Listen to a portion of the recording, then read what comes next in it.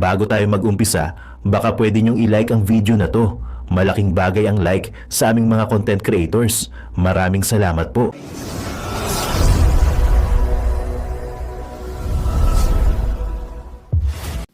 Kapag ka nagturo ka ng daliri kanino man, may tatlong daliring nakaturo pabalik palagi sa iyo. Anong nangyari? Hindi ba't biglang may lumabas na ulat ng PCIJ na ang dami naman palang opisyal, hindi lang senador, mas mataas pa ang tumanggap din ng ganung uri ng kontribusyon noong 2022 elections? Ang tanong ko ay simple. Kung legal at walang mali sa ginawa nila, edi dapat legal din at tama ang ginawa ko. Pero bakit ako lang ang iniimbestigahan tungkol dito? Higit pa doon, Ginoong Pangulo, hindi ba ayon kay Mayor Magalong merong 67 na miyembro ng Kamara na kontraktor? Ito po ay mga miyembro ng Kamara na may construction firm na nakakuha ng kontrata sa gobyerno. Kung bawal talaga ito, ibig sabihin ba niyan, bawal na nilang gastusin ang sarili nilang pera para sa kanilang sariling kandidatura? Bakit hindi din binubusisi yun? Bakit hindi inaalam yon? Ako lang talaga? Pangalawa, inintriga ni Martin Romualdez ang dating liderato ng Senado dahil sa pagkakaupo at pagdinig ni Senator Marcoleta sa Blue Ribbon Committee dahil marahil sa pananaw niya ay hindi siya safe kay Marcoleta. Ngunit, Ginoong Pangulo, sa hindi niya inaasahang pagkakataon, nung araw ding yun, nagsalita ang mga diskaya, pinangalanan ng 17 congressman na kasosyo niya, kabilang ang pagbanggit na naman ng pangalan ni Martin Romualdez. Karamihan sa mga kawani ng DPWS na nabanggit sa itaas ay paulit-ulit na binabanggit ang delivery ng pera ay para sa kaisaldi ko na dapat at least 25%. Si Kong Marvin Rillo naman ay ilang beses na binabanggit ang pangalan ni Speaker Martin Romualdez bilang kanyang malapit na kaibigan. Isa na naman po itong patunay, Ginoong Pangulo. Kapag ka nagturo ka ng daliri sa iba, may tatlong daliring nakaturo pabalik sa iyo. Pangatlo, sa pagdinig ng Blue Ribbon Committee kung saan ni-name drop ako ni Yusek Bernardo, bagaman inamin niyang personal na mismo na hindi niya rekta kung nakausap o binigyan ng anuman, bigla namang tumestigo si retired Master Sergeant Gutesa at muling pinangalanan si Martin Romualdez na hinahatiran daw niya ng pera sa mismong bahay nito. Ang bawat malita ay may lamang humigit kumulang 48 million pesos. Kalimitang dinadala sa bahay ni Congressman Saldico, ibababa lamang namin ay 35 malita para i-deliver sa bahay ni House Speaker Martin Romualdez. Gamit ang script niya sa pagturo sa akin, ayan na naman. May tatlong daliring nakaturo palagi pabalik sa kanya tuwing ginagawa niya yan. Ginoong Pangulo, meron po tayong kasabihan sa wikang Pilipino. Kapag nagturo ka ng daliri sa iba, may tatlong daliri na nakaturo palagi pabalik sa iyo. Sa mga nakarang linggo, malinaw na nililihis ang galit ng taong bayan tungkol sa mga ghost at substandard flood control projects mula sa mga totoong may kasalanan patungo sa Senado at sa ilang mga miyembro nito. Tila pilit na ginagawang panakipbutas, ika nga at fall guy, at diversyon ang mga senador palayo sa Kamara at sa mga tunay na may sala. Klarong-klaro po ang script nito. Ipitin ang tatlong dating DPWH officials, pakantayin sa kanila, may mabanggit lang na senador, habang pinagtatakpan ang mga congressman na tunay nakasabwat nila sa mga lugar na ginagalawan nila. Simple ang patunay dito. Kapanipaniwala ba na wala silang kinausap na kahit isang congressman nakaupo na totoong may hawak ng mga distrito sa lugar na ginalawan nila sa hinaba-haba ng testimonya nila dito o sa Kamara? Banggit sila ng banggit, name drop sila ng name drop ng pangalan ng senador. Maski na klaro naman kung inyong papakinggan na wala silang masabing direktang nakausap o binigyan ng anuman. Lahat ito para lamang ipako ang mga senador sa media at sa publiko at ilayo ang atensyon sa Kamara at mga congressman. Bakit nga ba? Dahil tila mas malaking isda, ika nga, mas mataas, mas kilala ang mga senador kumpara sa congressman? Umaasa sila na maiibsan ang galit ng tao sa kanila sa kanilang mga anomalya ukol sa flood control at tuluyan na silang makakatakas mula sa anumang pananagutan. Isang tao lamang, Ginoong Pangulo, ang nasa likod ng script at sarswelang ito. Siya ang dahilan ng kaguluhan, pagkakaaway-away, pagkakawatak-watak na ngayon yumayanig sa ating bayan, maprotektahan lamang ang sarili niya. Ang pangalan niya ay matagal nang bulong-bulungan sa bawat sulok ng bansa, pero ngayon, unti-unti nang sinisigaw ng taong bayan.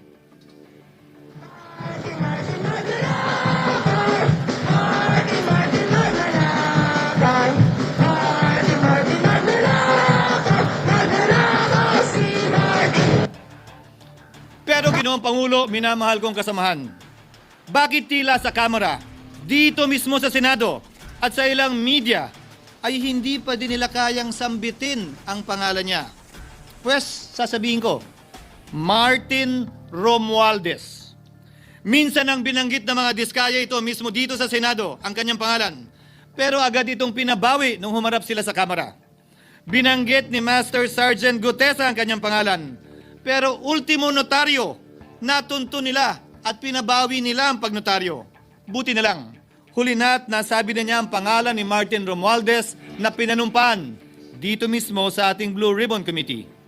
Hindi ba't si Ginoong Gutesa, hindi ba't si Sergeant Gutesa lamang, ang bukod tanging testigo na walang kinalaman, hindi sangkot sa flood control issue, walang hininging immunity, deal o proteksyon, kapalit ng kanyang pagtestigo. Siya ang kauna-unahang nagtestigo na personal na naghatid ng pera sa bahay mismo ni Martin Romualdez. Ang salaysay niya, Ginoong Pangulo, ay kumpirmasyon ng matagal nang isinisiwalat ni Congressman Chanco at Mayor Magalong kung sino ang ulo sa paglilimas sa kaban ng bayan na ating naririnig na rin. 13,803,693 with Congressman Saldico as proponent. For the record, ang binabanggit po nating Representative Elizaldico, siya po yung chairman ng House Appropriations Committee. Wala ka duda-duda yan. Ito nga, hirap na hirap silang banggitin pa yung isa sa mga mastermind nila dyan, si Saldico, hirap na hirap pa silang banggitin. May isa pang mas mataas sa kanya? Hindi naman gagalaw yun kung walang... Siyempre, hindi naman gagalaw yun kung walang pahintulot yung mas mataas sa kanya. Just the House Speaker. Ginoong Pangulo, pahintulutan niyo po ako magkwento ng konti upang patotohanan ang mga salitang ito. Taong 2023 nung tinalaga si Ginoong Kiko Laurel bilang kalihim ng kagawaran ng agrikultura. Bilang suporta sa kanyang mandato, tinanong ko noon ang isang simpleng katanungan sa budget process natin. Bakit mas malaki ang pondo ng flood control kesa sa agrikultura? Why is it that the budget for flood control is bigger than the budget of the Department of Agriculture or the agriculture sector as a whole? The fifth biggest allocation, not even a department, is flood control. And allocating a measly 31 billion for irrigation, for rice. Why? Pagkatapos po noon, tinulungan ko siyang bawasan ang flood control budget at idagdag sa 2024 budget ng Department of Agriculture. Aniya, tumawag daw sa kanya si Congressman Zaldico dahil pinapatanong daw ni Speaker Romualdez, bakit binawasan ang pondo ng flood control? Ngunit wala nang nagawa si Congressman ko dahil sinabi niyang pasayan ng Pangulo. Nung termino ko rin po bilang Pangulo ng Senado, maraming beses po akong tinanong ni Pangulong Bongbong Marcos tungkol sa panukalang budget para sa 2025. Sinabi ko po sa kanya ang buo at tapat na katotohanan para malaman po niya ang tunay na larawan at sitwasyon ng pambansang budget para sa taong yon. Ito marahil, Ginoong Pangulo, minamahal kong kasamahan, ang isa sa mga dahilan kung bakit pinag-utos ng Pangulo ang pag-veto at pag-for late release o FLR at pag-hold ng malaking bahagi ng budget nila. Marahil, isa rin ito sa mga dahilan kung bakit ninais ng Pangulo na matanggal si Congressman Zaldico bilang chairman ng House Committee on Appropriations dahil sa mga inilahad ko At marahil, na-discover din ng Pangulo kaugnay sa 2025 budget. Hindi malayo, Ginoong Pangulo, na naganap din ang mga ito noong 2023, 2024 at mga nauna pang budget kung saan napakaraming ghost at substandard projects ayon kay Secretary Vince Dizon at ayon mismo sa talumpati ng ating kasamahan na si Senator Ping Lacson. Ngunit marahil ay walang naglakas loob na sabihin ang katotohanan kay Pangulong Marcos o magsumbong sa kanya kaugnay sa ilang mga bagay na ito bago ako. Nais ko din pong kumpirmahin ang sinabi ni Congressman Toby Chanco na ang pag-file ng impeachment complaint laban kay Vice President Sara Duterte ginamit na paraan ni Speaker Romualdez para mag-release ng pondo nila na naka-FLR or for late release bago mag-eleksyon. Maski na alam po niya na hindi po ito kayang talakayin ng Senado hanggang sa Hunyo pa mula nung simula. Ulitin ko, ginamit ni Martin Romualdez ang FLR at ang pangalan ng Pangulong Marcos upang itulak ang kanilang unconstitutional na impeachment complaint. Sabi nila, pumirma kayo dahil kung hindi lalabas ang pondo nyo na naka-FLR bago mag-eleksyon. Subalit, Ginoong Pangulo, hindi ito umubra. Hindi ito umubra dahil tinanggihan ito ni PBBM. Sinabi niyang walang ganyang uri ng usapan at sinabi niyang hindi niya gagawin yon. Kaya't hanggang ngayon, nananatili pa rin for late release ang mga questionableng pondo nila. And that is why, Mr. President, distinguished colleagues, at the height of the impeachment controversy and amidst the passion of some sectors to remove the Vice President at all costs, I urged prudence and level-headedness because I knew that greed and not accountability was the reason behind it. In the end, Mr. President, the Supreme Court vindicated us. The Supreme Court vindicated us by saying, among others, quote, "There is a right way to do the right thing at the right time. This is what the rule of just law means." Close quotations. Ginoong Pangulo, sinisi po sa akin ni Speaker Romualdez ang pagkakatanggal kay Congressman Zaldico. Sinisi po niya sa akin ang pag-FLR or for late release ng kanilang mga proyekto. Sinisi po niya sa akin ang pagkakadismiss ng impeachment complaint laban kay VP Sara na nakikita niyang makakatunggali niya sa susunod na halalan. Sinisi din niya po sa akin ang pagkakasira ng kanilang maitim na balakin sa 2025 budget na nagawa nila ng walang balakid na mga nagdaang taon. Ginoong Pangulo, naging tapat ako at ginawa ko lamang ang aking tungkulin. Kung ano ang tingin kong tama at nararapat para sa bansa at sa sambayanan. Subalit, sa kabila po nito, nagsimula na ang lahat ng bira, paninira at kaso laban sa akin at sa Senado. At ang nasa likod ng lahat ng ito, walang iba kung hindi si Martin Romualdez. Ika nga ni Mayor Magalong na ngayon lamang nakita ko sinisiraan na rin ngayon.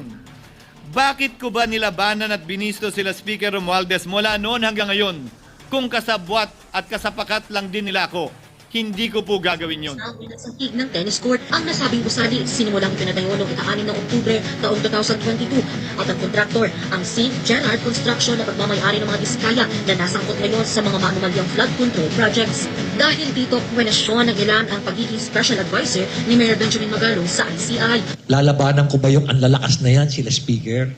Lalabanan ko ba yung mga mayayaman na yan? Kung ako'y bulok, I fought for what is right. Ano nga ba ang ginawa nila sa akin?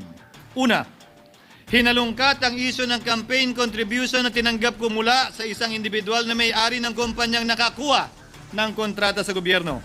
Inipit niya ang budget ng COMELEC sa Kamara dahil dito at binusisi ang di umano kaso kong ito. Subalit, Ginoong Pangulo, tulad ng sinabi ko sa simula ng aking talumpati, kapag ka nagturo ka ng daliri kanino man, may 3 daliring nakaturo pabalik palagi sa iyo. Anong nangyari? Hindi ba't biglang may lumabas na ulat ng PCIJ na ang dami naman palang opisyal, hindi lang senador, mas mataas pa ang tumanggap din ng ganung uri ng kontribusyon noong 2022 elections? Ang tanong ko ay simple. Kung legal at walang mali sa ginawa nila, edi dapat legal din at tama ang ginawa ko.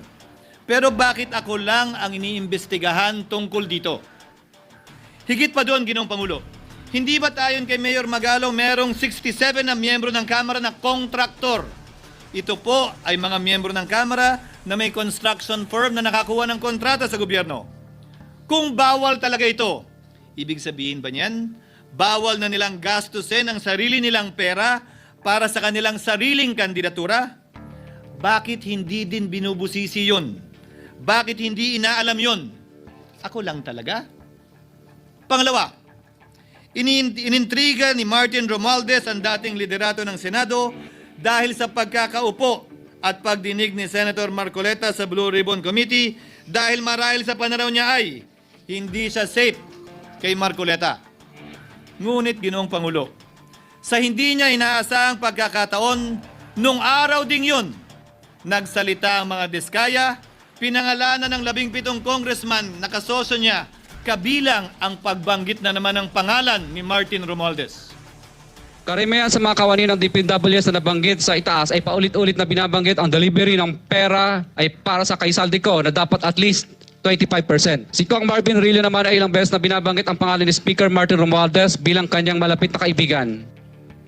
Isa na naman po itong patunay, Ginoong Pangulo. Kapag ka nagturo ka ng daliri sa iba, may 3 daliring nakaturo pabalik sa iyo. Pangatlo, sa pagdinig ng Blue Ribbon Committee kung saan ni-name drop ako ni Yusek Bernardo, bagaman inamin niyang personal na mismo na hindi niya rekta kung nakausap o binigyan ng anuman, bigla namang tumestigo si retired Master Sergeant Gutesa at muling pinangalanan si Martin Romualdez na hinahatiran daw niya ng pera sa mismong bahay nito. Ang bawat malita ay may lamang humigit kumulang 48 million pesos. Kalimitang dinadala sa bahay ni Congressman Saldico, ibababa lamang namin ay 35 malita para i-deliver sa bahay ni House Speaker Martin Romualdez. Gamit ang script niya sa pagturo sa akin, ayan na naman. May 3 daliring nakaturo palagi pabalik sa kanya tuwing ginagawa niya yan. Ulitin ko po for the record, Ginoong Pangulo, ang sinabi ni retired Master Sergeant Gutesa. 35 maleta ng pera na naglalaman na mahigit kumulang 48 milyong piso bawat isa o kulang-kulang 1.7 billion pesos sa isang delivery. Ay di umano hinatid niya sa iba't ibang bahay, sa iba't ibang pagkakataon ni Martin Romualdez. Subalit, sa kabila ng lahat ng ito, hindi ba nakapagtataka? Bakit hindi sinasama si Martin Romualdez sa anumang investigasyon? DOJ man, NBI man, AMLAC man. No ako po ay pinuntahan. No ako po ay dumalo sa imbitasyon ng ICI bilang resource person. Binanggit ko at tinanong ko din ito sa kanila. Ganito ba katindi ang kapangyarihang hawak ni Martin Romualdez? Na bagaman hindi siya speaker, tila the name that cannot be mentioned pa din siya at nagagawa pa din niya ang nais niya kaugnay sa isang mapamiling hustisya o selective justice. Halimbawa, bakit ang daming kondisyon bago ipasok ang mga diskaya na nagpangalan sa maraming congressman sa witness protection? Pero pag si Alcantara, Hernandez at Bernardo, walang ganong kaparehong kondisyon. Bakit hiniling agad ang freeze order di umano para sa asset ng mga name drop na senador?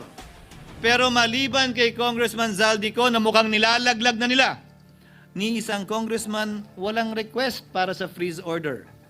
Pagdating naman kay Martin Romualdez na diniliveran ng bilyong piso sa bahay mismo niya, ang sabi ay, quote, "We will work on it lang."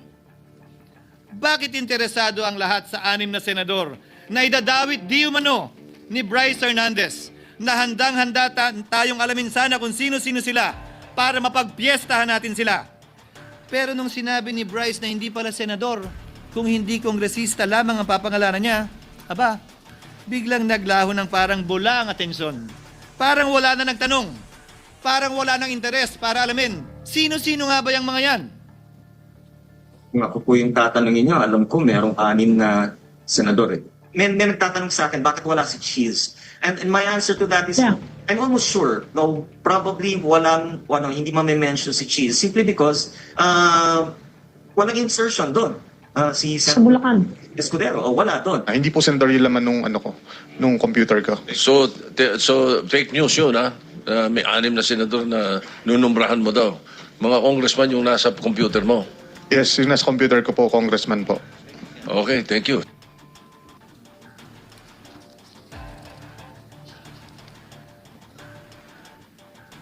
Nagkataon lang ba, Ginoong Pangulo, na ang mga nakaupong senador na dinidiinan sa ngayon ay ang dating Pangulo, dating pro tem, dating punong mayoriya ng Senado, na lahat nagkataon din lang ba na bumoto kontra sa depektibong impeachment ni Vice President Duterte o talagang tinumbok lang kami? In other words, Mr. President, are we truly for transparency and accountability, or are we merely offering a politically convenient sacrificial lamb in an attempt to appease the rage of the people? What is painful, Mr. President, is that along the way, reputations have been disparaged and tarnished. Innocent persons have been implicated, and the Senate is slowly but surely being destroyed. Nagkataon lang po ba na ang lahat ng ito o ito'y sumusunod sa isang script, direksyon at basbas ni Martin Romualdez? Sa kanyang script na naglalayong ilihis ang galit ng bayan mula sa kanya at sa mga kasabwat niya at ituro ito sa Senado at mga senador. Ginoong Pangulo, ang script at sarswelang ito ay di uubra dahil napakalayo po nito sa katotohanan. Napakasama sa panlasa at tinitiyak ko sa inyo, hindi po ito matatanggap at lulunukin ng sambayanang Pilipino. I've been in public service for 27 years. I've never been accused nor charged with corruption. This is the sterling record which they are trying to tear down, and I tell you, they will not succeed. I will defend myself, Mr. President, against these malicious and false allegations. In fact, I have already filed and will be filing necessary and appropriate charges against my accusers and prove them wrong. And with the help of the Almighty, I will be vindicated and declared innocent, I am sure. Kaya ko po ipagtanggol ang sarili ko, Ginoong Pangulo. Ngunit, Ginoong Pangulo, sino po ang nagtatanggol sa ating institusyon? Kaya't ang aking tanging hiling po sana sa inyo, Ginoong Pangulo, at sa ating mga kasamahan sa Senado. Labanan po ninyo at huwag niyong pahintulutang ang mapamiling hustisya na lantarang nangyayari sa harap natin ngayon. For what is happening now is selective justice and mob justice. Members of the Senate have been thrown off a cliff before the court of public opinion in an attempt to mollify the people's rage, thereby covering up the real perpetrators and giving them a chance to get away. Mr. President, I will not allow justice to be weaponized against the innocent to protect the guilty, because this corrodes the legitimacy of the law before our people's eyes. Wala pong naniniwala, bagkos lahat nagtatanong, bakit walang congressman na kasama sa investigasyon? But what about the other congressmen in Bulacan? Why haven't they been questioned? Called out, yeah. You think that they do not know what's going on? Ginoong Pangulo, mga minamahal kong kasamahan, huwag po tayong sumunod sa script ni Martin Romualdez. Labanan po natin ang script na ito. Pasagutin at imbestigahan lahat ng niname drop at nabanggit, congressman man, senador man at iba pang opisyal, at dapat kasama dito si Martin Romualdez. Ginoong Pangulo, hindi ba natin nakikita na pili tayong pinag-aaway-away? Mayaman, mamamayan laban sa lingkod bayan, lokal laban sa nasyonal na opisyal, congressman laban sa kapwa congressman, at ngayon, senador laban sa kapwa senador, pamilya laban sa pamilya, Pilipino laban sa kapwa Pilipino. Ginoong Pangulo, tandaan po natin, mas madaling manipulahin at ang nag-aaway at nagkakawatak-watak na bansa. At ito ang eksaktong gusto nilang mangyari. Ito, sa aking paniniwala, ay bahagi pa din ng script at sarswela na nais palaganapin ni Martin Romualdez upang lituhin, guluhin, linlangin at sirain ang ating lipunan at bansa para lamang huwag siyang mabisto. Sana ay huwag nating payagang mangyari ito. Ginoong Pangulo, tulad ng sinabi ko sa simula ng aking talumpati, sa kada mapang-akusa at mapanghusgang daliri na ituturo ninyo sa inyong kapwa, lalo na kung walang basihan, merong 3 daliring palaging nakaturo sa iyo pabalik. Sana po, maging mapanuri tayo. Huwag dali-daling magturo at maghusga dahil lamang sa napakinggan. Huwag tayong sumabay, kumampi at magpadala sa script at sarswela ni Martin Romualdez.